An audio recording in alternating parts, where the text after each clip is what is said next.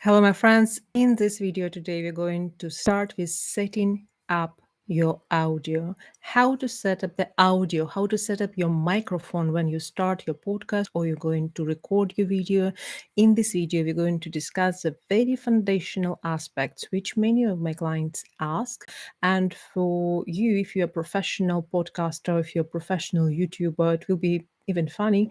You'll be like, come on, that's a common knowledge. But because I heard this question for so many times, I want to address it. So, when you purchase your microphone, and I had many microphones, I had lapel microphones, which basically do not require any adjustments as such. And I had microphones like USB microphones, like Yeti and Rode, and many others. So in this case, I'm going to share with you how to set up the microphone based on my microphone, which is Rode at the moment. And I hope you will enjoy it because, to be honest, this make a major difference. So without further ado, I'll show you my microphone. Yeah, here it is. And here is the most important part. This will be a very short video, and you probably will hear a lot of changes in my voice. So there are very important aspects here. So these are two buttons. So this button basically is not that important, but this button is really, really important. You see this little microphone here? And when we talk about this microphone, basically this is adjusting your reach. So if you will change this will change the sound of your voice. Probably you will need to restart. It may not change during this video, but there is a small button on every single microphone like this, the USB type of microphone, which will allow you to change the reach. And how does that work? Most of the people, most of my students, the first time they buy Yeti and they were like, oh my God, that's a terrible microphone. It's basically grab every single sound around me. And I hate it dearly because the quality of the sound is exactly the same as the sound from my computer microphone. Now, the thing is, there are plenty of sounds around you. For example, quite possibly you hear the sound of the fan in my laptop because it's not a final setup, and I'm going to set up my tech a little bit later because I just moved the houses and I'm not ready to set up everything in a proper way, so I just keep it on the stand. So if you keep the microphone on the stand like this is a table stand. So this Rode microphone, I will give the link to this microphone in the description. So you'll be able to see it on Amazon. So it's usually sold, pre-sold with this little stand. So this stand will pick up the vibration from your laptop. If you keep the stand and your laptop on the same table, you will never have a good quality sound. So I would absolutely recommend you to take the stand or something like this, which will allow your microphone be independent from the table. If your microphone reach will be too high, it will work almost like omnidirectional microphone. So there are two types of microphones, cardioid and omnidirectional. Omnidirectional microphone grabbing your sound, it's focused on your sound. And if I using the terms wrong, uh, and I do, please forgive me because many times I'm messing up with this. So cardioid microphones usually grabbing, they direct microphones. So they grabbing your voice directly. The omnidirectional grabbing every single sound around you. That's where I mess up.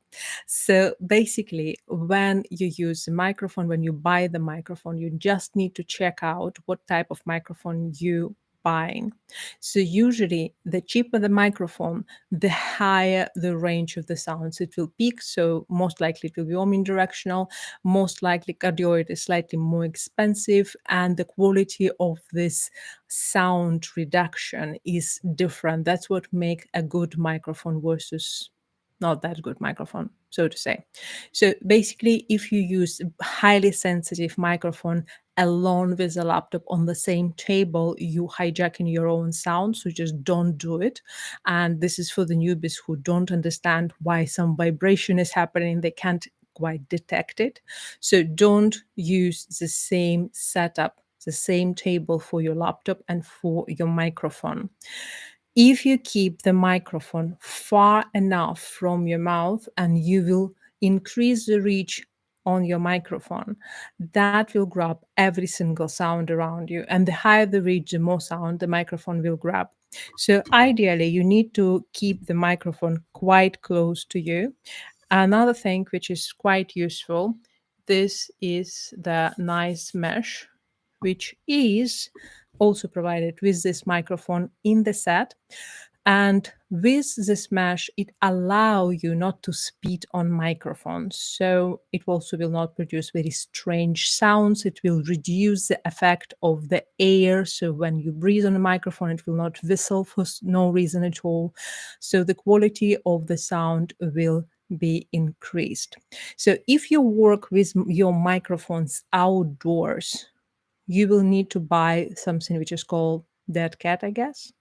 So this is a fluffy kind of hat for the microphone, which is apparently protecting microphone from the whistling sound of the wind, which is really, really annoying. So this kind of protection will help you to have more clear sound, straightforward. Even if you're a newbies, again, I will provide the link for this specific microphone in the description below. So you will be able to buy it straightforward from that link or from any other link, doesn't matter.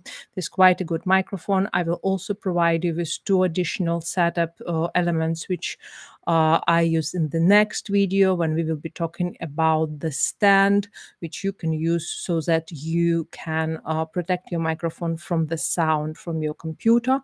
And pretty much in this series of videos, I'm going to share with you very important moment, how I'm setting up my studio, because I just moved in and I want to share the document, the experience, how I reset in my studio in the new place.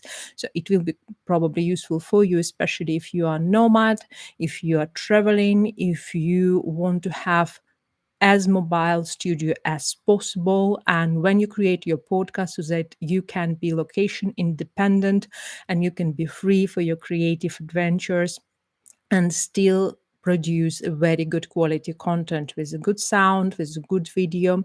And at the same time, you'll not need to have a huge bags packed with equipment. So you will still have some bags, but not really that huge.